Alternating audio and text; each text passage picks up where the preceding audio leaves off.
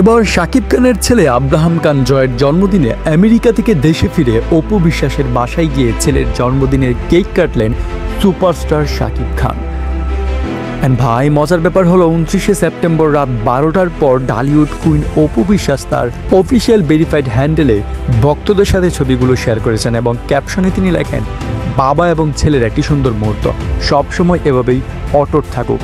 পোস্টের কমেন্ট বক্সে চোখ ফেরালেই দেখা যায় শাকিব খান এবং তার ছেলের মধ্যে বাবা ছেলের এত ম্যাচিউরড সম্পর্ক মানুষজন খুব উপভোগ করছেন এবং সকলে বলছেন বাবা ছেলের এই মধুর সম্পর্ক চিরজীবন এভাবেই অটুট থাকুক।